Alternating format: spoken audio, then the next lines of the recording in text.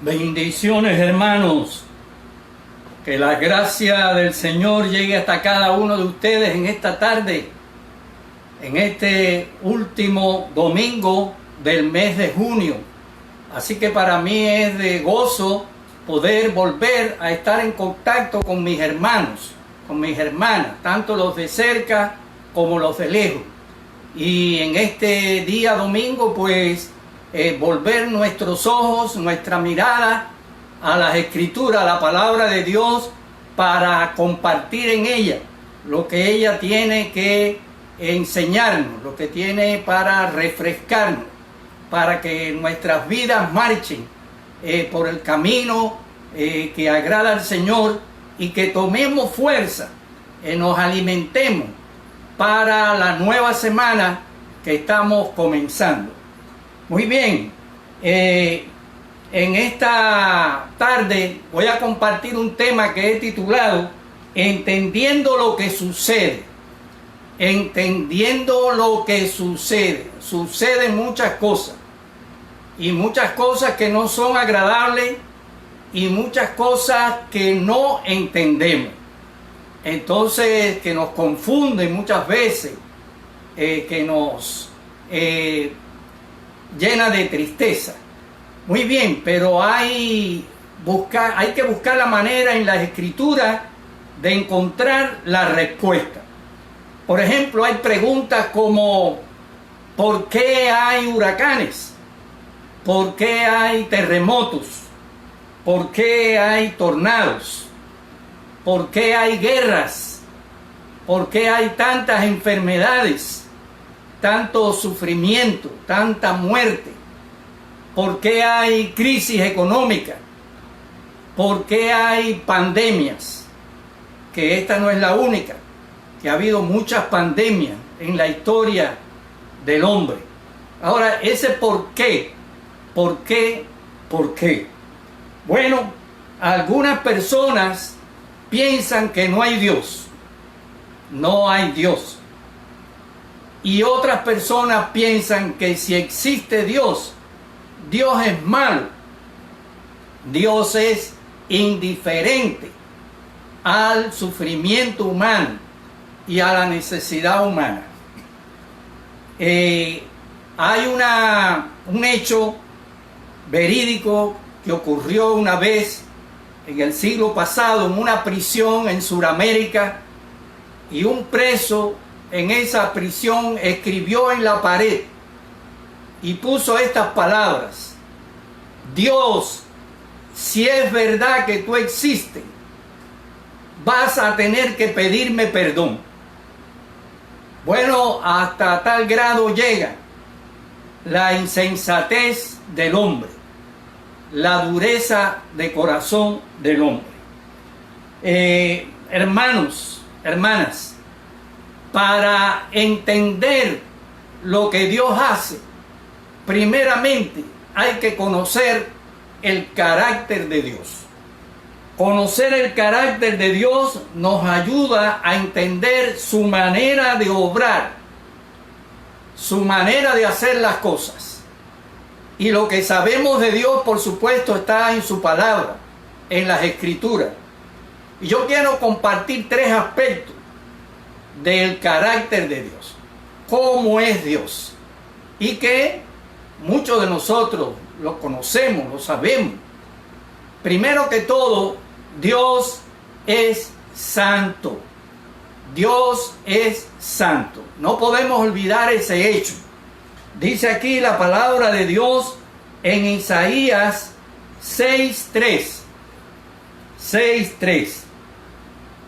Y el uno al otro daba voces diciendo: Santo, santo, santo, Jehová de los ejércitos.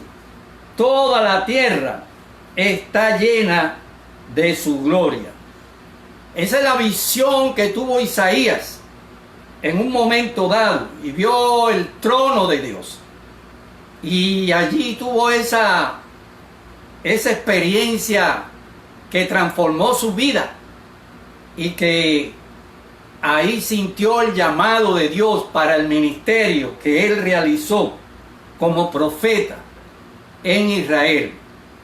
Ahora, Dios es santo y eso significa que no hay maldad en Dios.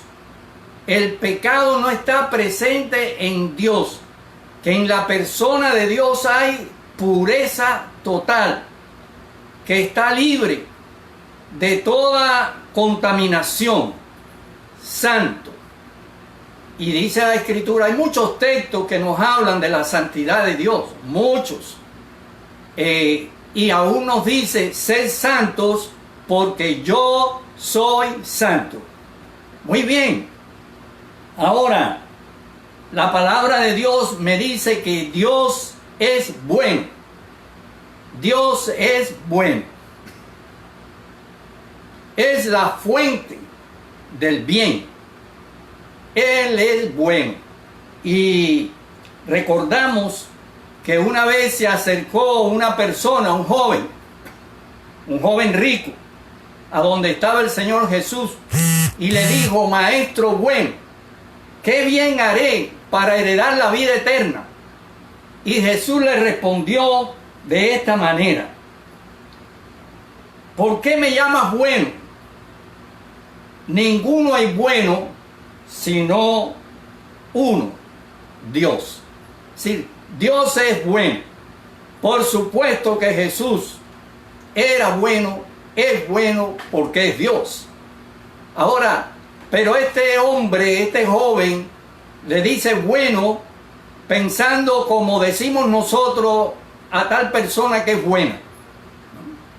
Una persona que conocemos, una persona que anda en camino recto, le decimos que es bueno. Alguien puede ser considerado bueno aquí sobre la tierra en comparación con otros, pero no en comparación con Dios. La expresión más adecuada es que unos somos menos malos y otros más malos. Ahora, solo Dios es bueno en el sentido absoluto de la palabra. Y un aspecto más del carácter de Dios es que Dios es justo. Dios es justo. Dice primera de Juan 1:9, si confesamos nuestros pecados, Él es fiel y justo para perdonar nuestros pecados y limpiarnos de toda maldad. Así que declara aquí la palabra que Dios es fiel y justo, no solo porque nos perdona nuestros pecados, sino que esa es su esencia. Eso es parte de su carácter, ser justo. Solamente Dios es justo. Hay muchas cosas que están en la Biblia que yo no las comprendo, y muchas cosas que suceden en la vida diaria y no las comprendo. ¿Dónde está la justicia? Pero la justicia está en Dios. Y debe existir, y sí existe, un tribunal supremo de justicia. Una justicia absoluta, una justicia suprema, y esa justicia es la de Dios. Yo no puedo tener ni la millonésima parte de la justicia de Dios. Ninguno de nosotros. Él es totalmente justo. Hay cosas que parecen como si Dios no fuera justo, que parecen a los ojos de personas como ustedes y yo, que somos imperfectos, pero en Él hay total justicia. Él es justo. Ahora, si Dios es justo, es santo y es bueno, en ninguna manera se le puede atribuir a Él pecado, maldad o malos propósitos para con la creación que ha hecho y para con sus criaturas. Absolutamente no. Ahora, el hecho de no entender lo que Dios hace Y muchas cosas que suceden en el mundo, inclusive me suceden a mí, le suceden a ustedes. Cosas que nos suceden y que suceden a nuestro entorno y no las entendemos. El hecho de no entenderlo no nos capacita para juzgar a Dios. Jamás. No nos capacita para hacer un juicio de Dios. Bien, quiero leer en el libro de Lamentaciones, en el capítulo 3, los versos 37 al 40. Lamentaciones 3, del 37 al 40. Dice así la palabra de Dios. ¿Quién será aquel que diga que sucedió algo que el Señor no mandó?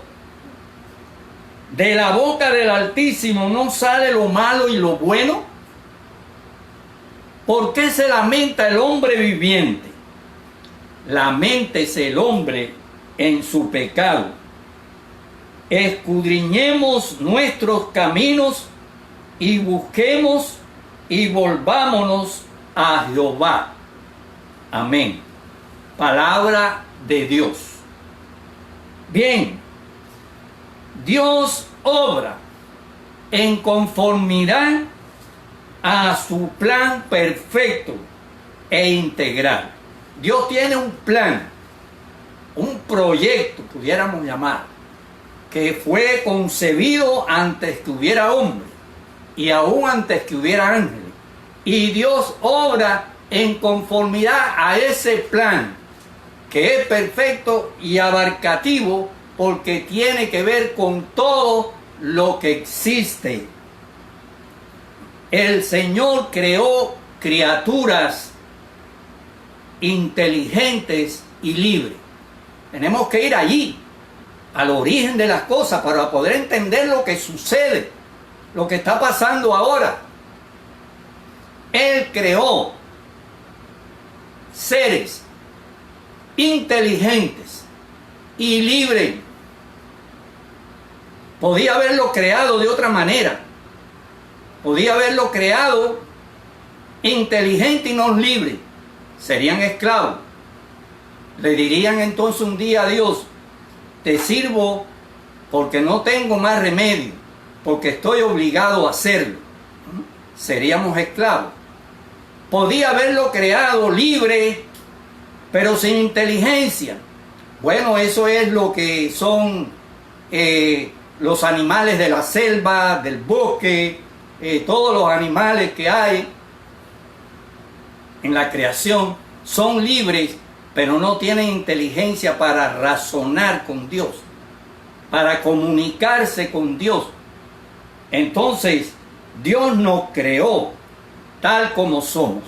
En un momento dado, Dios creó millones de ángeles, millones, no sabemos el número, pero es muy numeroso, muy grande el número de ángeles que fueron creados. ¿Para qué Dios creó los ángeles?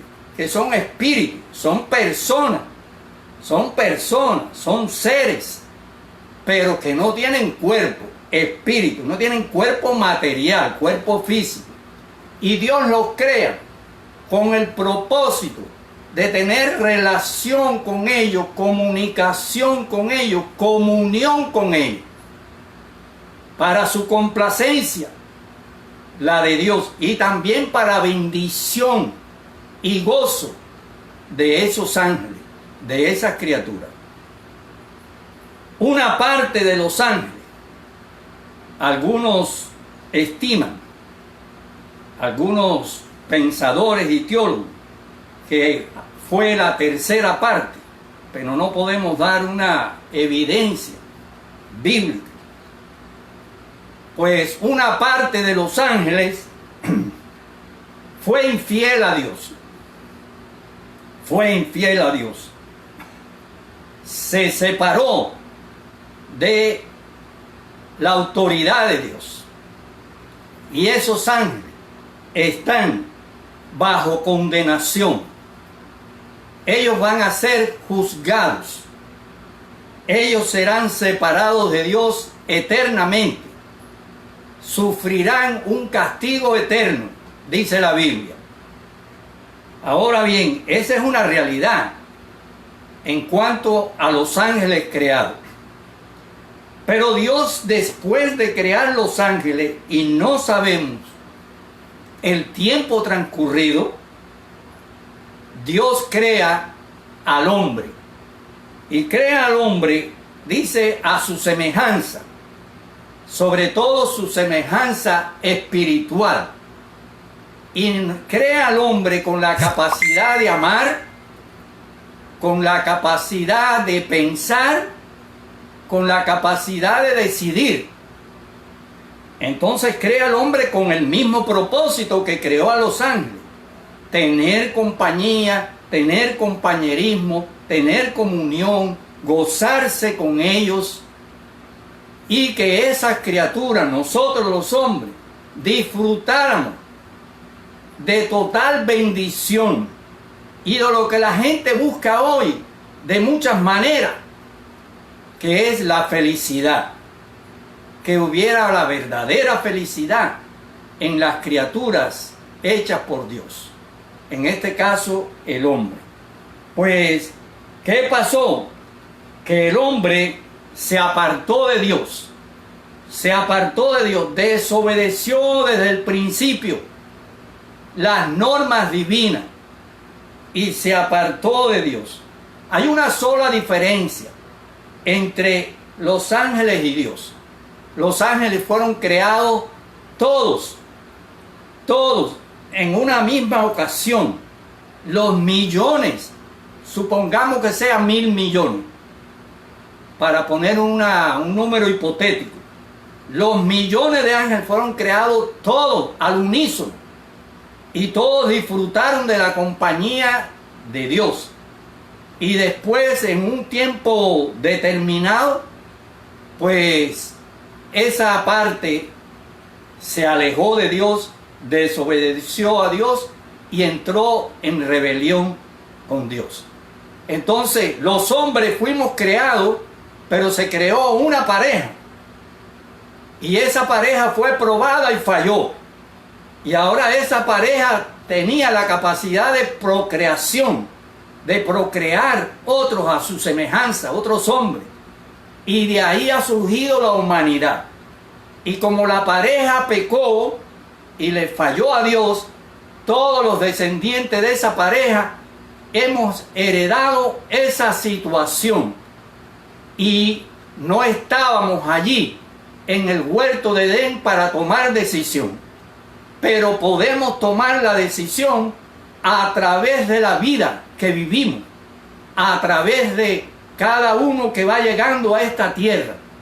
Y cada persona que va llegando a esta tierra trae una herencia de pecado. En ese sentido está en desventaja.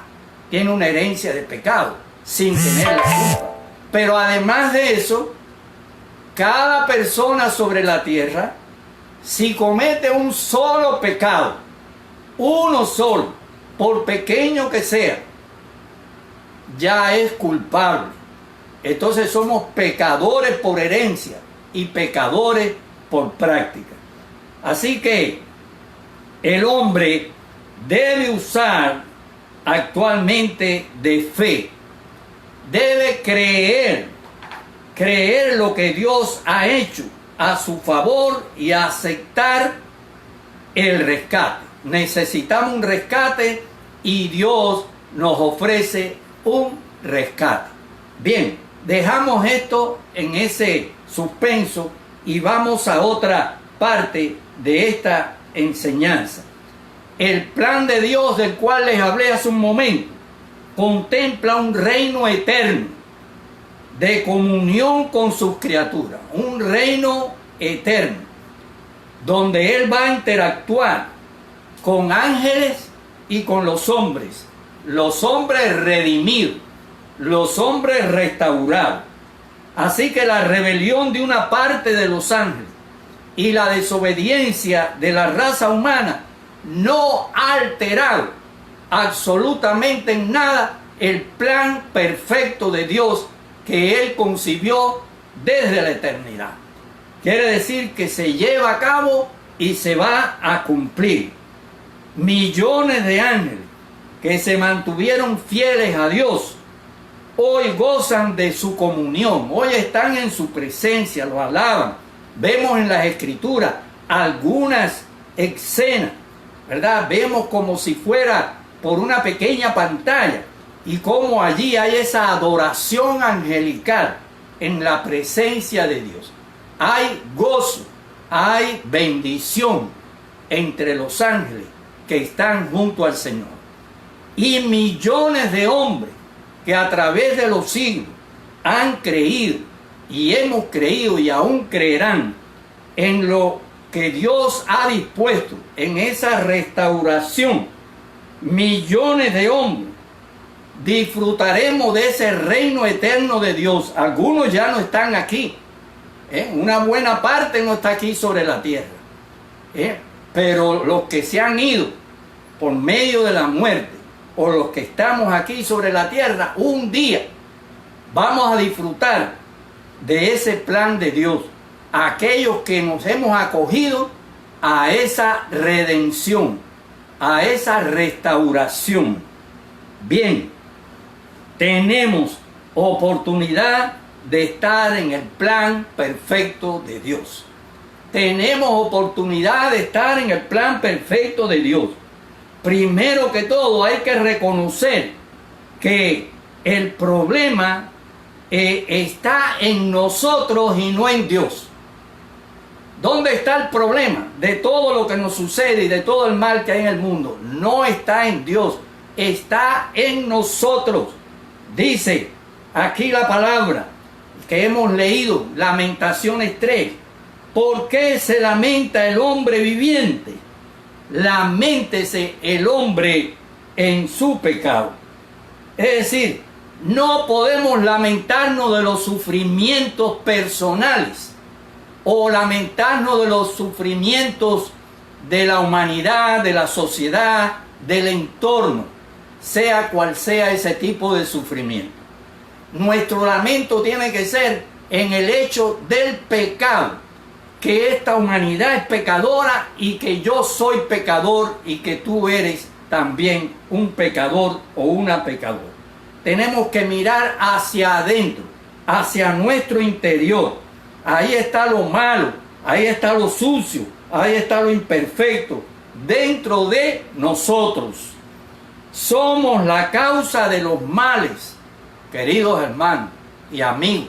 Somos la causa de los males. ¿Dónde se buscan los males? ¿Por qué esto? ¿Por qué aquello? ¿Por qué lo otro? El mal está en nosotros, en nosotros. No es cuestión de falta de educación, no es que a los hombres nos falta educación, que hay que llevar a todo el mundo, la humanidad completa, para que gradúe distintas carreras en las universidades y tengan el más alto nivel educacional. No es eso. No es cuestión de pobreza, que hay que elevar a todos los hombres para que vivan en una manera abundante, para que no carezcan de nada, para que disfruten de toda comodidad. No es cuestión de eso. No es cuestión de un sistema político, que este sistema es injusto y que este otro no funciona y que aquel. Ya el hombre ha experimentado a través de los siglos diferentes sistemas políticos y realmente todos están contaminados y ninguno es perfecto. Entonces no es una cuestión política tampoco. Entonces tenemos que ver que esto es una cuestión interior de la vida del hombre. Bien, ahora la humanidad camina de espaldas a Dios, de espaldas a Dios. Una parte de los hombres no cree en la existencia de Dios. No es la mayoría, pero una parte no cree en la existencia de Dios. Otra parte, pues, cree que Dios es indiferente a todo lo que sucede, o que Dios creó y ha abandonado a su creación. Y otra parte cree en Dios, que Dios existe, pero lo busca a su manera, no a la manera que Dios ha establecido. Esta es la situación. Así que en los hombres y mujeres, estoy hablando de una forma general del género humano, en los hombres prevalece el egoísmo, prevalece la codicia, la enemistad, la inmoralidad, el homicidio, bueno, la guerra, cuántas cosas prevalecen entre nosotros. Ahora, esto es una situación que nosotros hemos creado al alejarnos de Dios, al separarnos de Dios. Tomamos esa decisión como raza y ahora nos toca decidir como persona. Yo como persona ahora, cuando oigo esta palabra, debo decidir qué voy a hacer. Si sigo alejado de Dios o determino volverme a Dios. Ahora, todos necesitamos volvernos a Dios y buscarlo. Todos lo necesitamos. Podemos cambiar nuestra situación triste, grave, mala, esta que sufrimos sobre la tierra. Podemos cambiarla si cambiamos nuestra relación con Dios. Ahora bien, mira lo que leímos hace un momento. Escudriñemos nuestros caminos, dice aquí la palabra. Escudriñemos nuestros caminos. Seamos creyentes o no, todos necesitamos escudriñar nuestros caminos. Escudriñar cómo vivimos, qué estamos haciendo mal. Posiblemente hay cosas que tú estás haciendo mal, que yo esté haciendo mal. ¿Qué estamos haciendo mal? ¿Y qué que hemos dejado de hacer y debemos hacer? ¿Qué hemos dejado de hacer y debemos de hacer? Entonces estas son dos cuestiones muy importantes cuando uno dice escudriñar los caminos. Dice la palabra aquí, busquemos a Jehová. Escudriñar. Y cuando escudriñas y te das cuenta de la situación, lo inmediato es buscar a Dios. Buscar. Buscar. Dice la palabra que acercaos a Dios y Él se acercará a vosotros. Así que los que no han creído el Evangelio tienen que creer que Jesucristo es el Hijo de Dios, que murió en una cruz y resucitó para pagar por sus pecados, que Él es el Señor de vivos y muertos. Tienen que creer en ese único camino hacia Dios, en ese Redentor, Cristo Jesús. Cada persona tiene que tomar una decisión con Jesucristo. No es una creencia intelectual, sino una fe interior del corazón, una entrega, una convicción. Y los que ya tenemos a Cristo en la vida, debemos ajustar nuestra manera de vivir a las enseñanzas que el Espíritu Santo nos ha dado en la palabra. Las enseñanzas que el Espíritu Santo nos ha dado en las Escrituras del Antiguo y Nuevo Testamento. Ahí está la palabra de Dios. Hay que ajustarse a ello. No mi manera de pensar, no lo que a mí me parece, no lo que la tradición de una iglesia, de una denominación, no. Es una relación con el Señor y el Espíritu me enseña y me dice cómo debo andar, cómo debo vivir. Así que podemos comenzar ahora aquí en la tierra esa comunión con Dios que durará por la eternidad. Podemos comenzarla porque la Escritura dice que el que tiene al Hijo tiene la vida. Desde el momento que creí en Cristo, tengo la vida eterna. Tengo la vida eterna, porque esta es la vida eterna, el conocimiento de Dios, esa relación personal con Él. Y la podemos disfrutar aquí. Y cuando nos vayamos aquí, vamos a estar siempre con el Señor. Ahora, cuando vivimos en buena relación con Dios, hermano, no cuestionamos a Dios por aquellas cosas que no entendemos. si yo tengo una buena relación con el Señor, aunque yo no entienda lo que está pasando en el mundo, lo que pasó en el pasado, lo que pasó en algunas partes de la Biblia, aunque yo no lo entienda, no tengo interés ni por qué cuestionarlo, porque descanso en su soberanía, en su autoridad, en su justicia, en su amor, en su perfección. Bien, nosotros somos objetos del amor de Dios. Aún el mundo impío, somos objetos del amor de Dios. Pero sobre todo somos objetos del amor de Dios, los que hemos creído en su Hijo Jesucristo. Gracias al Señor por eso, porque Él nos cubre, nos ama y nos tiene preparado un reino para que lo disfrutemos. Bien, Dios es el único Dios que existe, el único Dios. Y ese único Dios es el creador de los cielos y la tierra y de todo lo que hay, de todas sus criaturas. Dios es santo, es justo, es bueno y está llevando adelante su plan de restauración de todas las cosas. Jesucristo es el centro de esa restauración de Dios. A través de Cristo, Dios está restaurando al hombre consigo mismo, a esa parte de la humanidad, a esa parte, a esos millones que no sabemos cuántos serán de la humanidad que creen, que han creído, creemos y algunos creerán.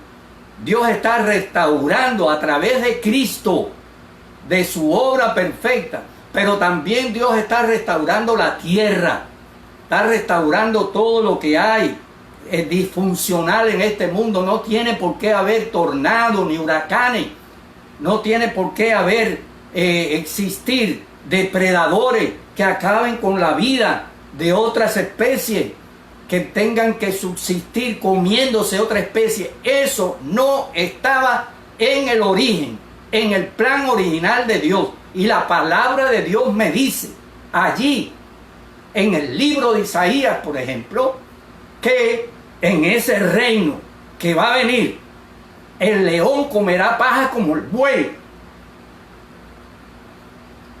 la osa y la vaca pasarán juntas, que un niño los pastoreará, que el recién nacido estará en la cueva, al frente, allí afuera de la cueva de la serpiente, y no le harán ningún mal. Quiere decir que vemos la restauración de todas las cosas, del hombre y de la creación. Bien, el mal impera ahora en el mundo por medio del diablo y sus ángeles caídos. Le hacen la guerra a Dios, le hacen la guerra a la descendencia de Abraham, Isaac y Jacob, y le hacen la guerra a la iglesia, a los que han sido comprados con la sangre de Cristo. Dios permite acontecimientos malos, hermanos. Dios lo permite, sí lo permite. No tenemos que preguntar por qué, y por qué pasó aquello, y por qué pasó. Dios lo permite, y punto. Lo permite en algunas ocasiones como juicios. Él envía juicios a la tierra, envía juicios a personas, a familias, a comunidades. Él envía juicios, y otras veces permite que acontezcan cosas malas para dar lecciones, y de esas lecciones atraer vidas para Él, que vidas reconozcan y le busquen. Así que un pueblo redimido por la sangre de Cristo puede sentirse confiado. Si tú eres parte de ese pueblo redimido por la sangre de Cristo, puedes estar confiado porque estás dentro del plan perfecto de Dios. Y Dios cuenta contigo. Y Dios te rodea de sus favores y misericordia. Dice la palabra, ninguna condenación hay para los que están en Cristo Jesús. Ninguna condenación. Lo que importa es al final, no cosas que pasemos en esta vida, al final. Y dice la palabra de Dios, cosas que ojo no vio, ni oído yo, ni ha subido a corazón de hombre, son las que Dios ha preparado para los que le aman. Para ti, para mí, para los que le conocen, para los que aman. Lo que Dios ha preparado no lo podemos suponer ni imaginar. No hay ningún pensamiento humano que lo pueda llegar a describir. Bien, así que tranquilo, cristiano, tranquilo, pase lo que pase, estad quietos y conoced que yo soy Dios, dice la palabra. Nuestro Dios está en control de todas las cosas. Amén. Gracias, Señor, porque eres bueno y para siempre es tu misericordia. Permite que tengamos esto en nuestras mentes siempre, que te veamos a ti en el control, aunque hayan cosas malas sucediendo alrededor nuestro, en las comunidades o estados o países donde vivimos, o que hayan aún cosas malas ocurriendo a nuestras personas, nuestra familia. Tú estás en el control y tú amas a los tuyos y tú tienes un plan perfecto y nos has incluido en ese plan. Gracias, gracias, gracias. Bendice a los hermanos y hermanas y a las vidas que están viendo y que verán esta presentación. Oramos en el nombre de Jesús. Amén. Amén.